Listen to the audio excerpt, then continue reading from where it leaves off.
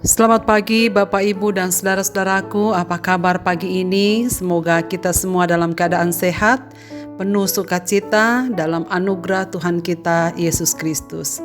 Senang sekali kita berjumpa kembali melalui Renungan Pagi edisi 2 Februari 2022 sebelum kita melanjutkan segala aktivitas kita di hari ini. Saudaraku, Lukas pasal 7 ayat 36 sampai 39. Seorang Farisi mengundang Yesus untuk datang makan di rumahnya. Yesus datang ke rumah orang Farisi itu lalu duduk makan. Di kota itu ada seorang perempuan yang terkenal sebagai orang berdosa. Ketika perempuan itu mendengar bahwa Yesus sedang makan di rumah orang Farisi itu, datanglah ia membawa sebuah buli-buli pualam berisi minyak wangi. Sambil menangis, ia pergi berdiri di belakang Yesus dekat kakinya. Lalu membasahi kakinya itu dengan air matanya dan menyekanya dengan rambutnya. Kemudian ia mencium kakinya dan meminyakinya dengan minyak wangi itu. Ketika orang Farisi yang mengundang Yesus melihat hal itu, ia berkata dalam hatinya, "Jika ia ini nabi, tentu ia tahu siapakah dan orang apakah perempuan yang menjamahnya ini. Tentu ia tahu bahwa perempuan itu adalah seorang berdosa." Anugerah bagi yang berdosa. Saudara sekalian, teks yang kita baca pagi ini adalah narasi yang sangat indah yang diceritakan Dr. Lukas bagi para pembacanya. Narasi yang syarat makna. Ia menceritakan dua tokoh yang berjumpa dengan Kristus. Tokoh yang pertama adalah bernama Simon, bukan Simon Petrus. Ia adalah orang Farisi, satu golongan pemimpin Yahudi yang sangat menekankan ketaatan pada hukum Taurat. Karena mereka memiliki kerangka berpikir bahwa Allah mencintai orang yang taat hukum dan menghukum yang tidak patuh. Ia mengundang Yesus datang untuk makan di rumahnya. Tidak tahu dengan jelas apa maksudnya untuk memanggil Yesus datang ke rumahnya. Tapi mungkin dia adalah seorang pengagum Yesus ketika mendengar Yesus berbicara. Ia adalah seorang Farisi yang berani mengundang Yesus masuk dalam rumahnya. Pada saat kebanyakan Farisi tak menyukai Yesus sebab pengajaran Yesus dianggapnya pengajaran yang sesat. Meskipun Yesus tahu segala sesuatu apapun motivasi Simon mengundang Yesus, tetap Yesus menghargai undangan itu dan datang ke rumahnya untuk makan. Tokoh kedua yang kita jumpai dalam teks ini adalah seorang perempuan. Pada saat yang sama, ketika Yesus sedang makan, datanglah perempuan yang terkenal di kota itu sebagai perempuan pelacur. Saya percaya bahwa dalam hatinya telah mencari-cari Yesus dan ia ingin sekali bertemu dengan Yesus. Sebab ia sudah mendengar kabar bahwa Yesus dapat mengampuni orang yang berdosa. Itulah sebabnya ketika ia mendengar Yesus berada di rumah Simon, ia tak menyia-nyiakan waktu itu untuk mendatangi Yesus. Saudara, apa tujuan menemui Yesus? Bukan untuk datang ikut makan, sebab ia tidak diundang.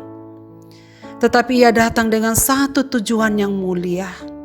Satu permohonan agar ia dipulihkan dari lumpur kehidupannya. Karena itu ia memberanikan diri berdiri di belakang Yesus dengan tangisan pilu. Membasahi kaki Yesus dengan air matanya, lalu menyekanya dengan rambutnya. Saudara, rambut adalah mahkota perempuan di masa itu. Karena itu mengurai rambut di depan orang banyak adalah sesuatu yang tidak diperbolehkan.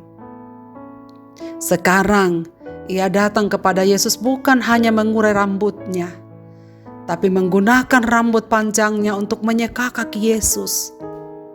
Dan kemudian dilanjutkan dengan mengolesi minyak wangi yang ia bawa. Dan ia menggunakan sekali lagi rambut itu untuk menyekanya. Saudara, pengorbanan yang luar biasa. Sebab bukan hanya tetes demi tetes, ia menuangkan seluruh isi minyak wangi itu untuk mewujudkan cinta kasihnya kepada Yesus. Air mata yang dicurahkan juga menandakan betapa ia menyadari dirinya betapa tidak layak di hadapan Tuhan.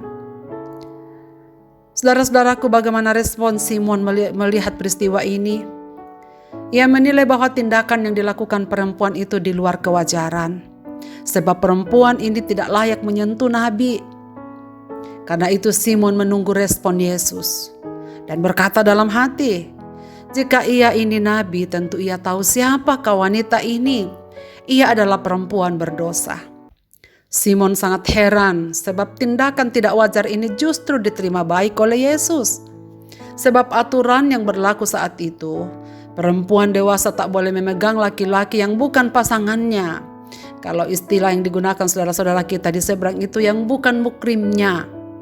Dan alasan kedua adalah tak boleh menyentuh yang najis. Pelacur jelas dipandang najis. Bahkan ada aturan jika ada yang tertangkap sedang berzina dapat dilempari batu sebagai hukumannya. Yesus tahu semua yang ada dalam pikiran Simon.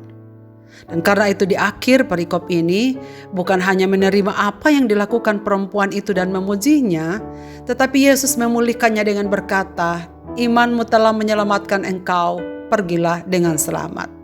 Lukas ingin mengontraskan sikap orang Farisi dan perempuan berdosa dalam merespon anugerah Allah dalam hidupnya. Orang Farisi merasa diri lebih baik dibandingkan perempuan ini. Sikap tersebut membuat mereka merasa tidak membutuhkan pengampunan. Saudara-saudaraku, bagaimana sikap hati kita ketika kita menghadap Tuhan? Apakah kita datang seperti sikap Simon yang datang menilai orang lain? Bahwa apakah ia nabi? Apakah ia akan tahu bahwa perempuan ini datang adalah perempuan yang berdosa? Mungkin ia akan menghindari atau menghardiknya. Saudara, apakah tujuan kita setiap kali kita menghadap Tuhan? Apakah kita datang dalam kerendahan hati bahwa kita sangat membutuhkan Yesus? Kita membutuhkan anugerahnya setiap saat. Kita bukanlah orang yang tanpa dosa, melainkan kita adalah orang yang membutuhkan cinta kasih Kristus. Sebagai orang percaya seharusnya kita meneladani perempuan ini yang tetap bersikap rendah hati untuk terus melihat diri sebagai pendosa. Dengan begitu kita terus dahaga untuk memohon pengampunan Allah yang besar. Lebih baik dengan tulus kita menilai diri, introspeksi di hadapan Tuhan daripada sibuk menilai orang lain. Marilah kita berdoa. Bapa di sorga, terima kasih banyak untuk firman-Mu pada pagi ini. Tuhan mengingatkan kami bahwa kami memerlukan juru selamat. Kami manusia bukan sempurna. Kami tidak bisa bangkit membenahi hidup kami tanpa anugerah-Mu. Karena itu ya Tuhan, kami menghampiri Engkau dalam kasih setia-Mu pada pagi ini. Terimalah kami umat-umat-Mu yang berdosa ini. Ampuni semua salah dan dosa kami. Layakkanlah kami untuk menerima segala kasih setia-Mu. Kami sungguh membutuhkan juru selamat. Karena tanpa juru selamat, kami tak akan bisa menikmati keselamatan yang Tuhan sediakan bagi kami. Ke dalam tangan kasih-Mu Bapa, kami taruhkan seluruh hidup kami ini. Dan memohon kekuatan-Mu untuk menjalani setiap hari-hari kami. Apapun keadaan hidup kami pada pagi ini Bapa, kami serahkan diri dalam tangan-Mu. Hamba-Mu berdoa untuk semua pendengar renungan pagi ini dimanapun berada. Berkatilah mereka dengan anugerah-Mu yang baru. Supaya hari ini kami jalani di dalam sukacita atas kemurahan Tuhan. Di dalam dan demi nama Yesus Kristus Tuhan dan Juru Selamat kami berdoa. Amin. Selamat beraktivitas Bapak, Ibu, dan saudara-saudaraku. Tuhan Yesus memberkati kita dengan firman ini. Amin.